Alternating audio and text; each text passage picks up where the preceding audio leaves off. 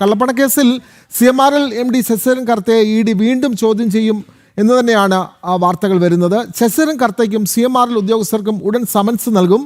ED റെയ്ഡിൽ വരവ് ചെലവ് കണക്കുകളിലും വൻ ക്രമക്കേട് കണ്ടെത്തിയിട്ടുണ്ട്. ഇന്നലെ നടന്ന റെയ്ഡിൽ സാമ്പത്തിക ഇടപാടുകളുടെ നിർണായക രേഖകളാണ് പിടിച്ചെടുത്തത്. റെയ്ഡിൽ 242 അക്കൗണ്ടുകളിലെ 18.36 കോടി രൂപ മരവിപ്പിച്ചതിൽ വീണ വിജയന്റെ 1 ലക്ഷം രൂപയുടെ ബാങ്ക് സ്ഥിര നിക്ഷേപവും ഉണ്ട്. വിവരങ്ങളുമായി കൊച്ചിയിൽ നിന്ന് ജിജീഷ് കരുണാകരൻ ചേരുന്നു. ജിജീഷ്, അടുത്ത കാലത്ത് ED നടത്തിയ വലിയ നിർണായകമായ ഒരു അന്വേഷണ നീക്കമാണ് ഇന്നലെ നടന്നത്. അതുമായി ബന്ധപ്പെട്ട് CMRL MD ശശിധരൻ കർത്തയുടെ വസതിയും CMRന്റെ ഓഫീസിലും ഒക്കെ ഇന്നലെ മിന്നൽ പരിശോധന നടത്തി. പിണറായി വിജയന്റെ വസതിയിൽ നടന്ന പരിശോധനകൾ മാത്രമാണ് പ്രതിഷേധങ്ങൾ ഉയർന്നത്.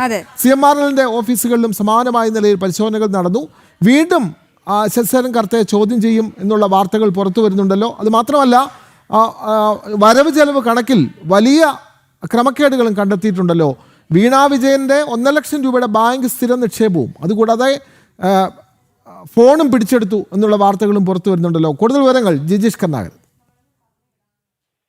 വിനോദ്, അശ്വതി പറഞ്ഞതുപോലെ തന്നെ ഏറ്റവും പ്രധാനപ്പെട്ട ചില നീക്കങ്ങൾ തന്നെയാണ് എൻഫോഴ്സ്മെന്റ് ഡയറക്ടറേറ്റിന്റെ ഭാഗത്തു നിന്ന് ഉണ്ടായത്. കൃത്യമായ തെളിവുകൾ ശേഖരിച്ച് കാലങ്ങളായി നടത്തിയ അന്വേഷണത്തിന്റെയും മറ്റ് അന്വേഷണ ഏജൻസികളുമായി ചേർന്ന് അവർ കൂടി പിടിച്ചെടുത്ത, പ്രത്യേകിച്ച് SFI അടക്കമുള്ള അന്വേഷണ ഏജൻസികളുടെ കൈവശമുള്ള രേഖകൾ കൂടി പരിശോധിച്ചുമാണ് അന്വേഷണ സംഘം ഏറ്റവും നിർണായകമായ റെയ്ഡ് ഒരേ സമയം 12ഓളം സ്ഥലങ്ങളിൽ, അത് മുഖ്യമന്ത്രി താമസിക്കുന്ന മുൻ മുഖ്യമന്ത്രി നിലവിലെ പ്രതിപക്ഷ നേതാവ് പിണറായി വിജയൻ താമസിക്കുന്ന വീട്ടിലടക്കം എത്തിക്കൊണ്ടുള്ള പരിശോധനയിലേക്ക് അന്വേഷണ സംഘം കടക്കാനുള്ള ഏറ്റവും പ്രധാനപ്പെട്ട കാരണം എന്ന് പറയുന്നത് ഈ തെളിവുകളുടെ അടിസ്ഥാനത്തിൽ തന്നെയാണ്.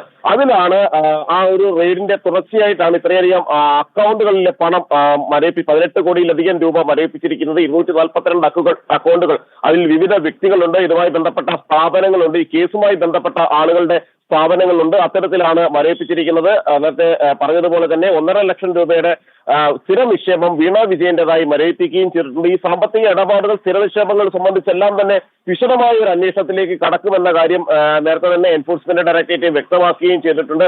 മാത്രമല്ല, അതിൽ അവർ ഏറ്റവും ഒടുവിലിറക്കിയ വാർത്താക്കുറിപ്പിലടക്കം വ്യക്തമാക്കിയ ഒരു കാര്യമെന്ന് പറയുന്നത് തങ്ങൾക്ക് നേരെ സംഘടിതമായ ആക്രമണമാണ്, ആൾക്കൂട്ട ആക്രമണമാണ് നടത്തിയിരിക്കുന്നത്.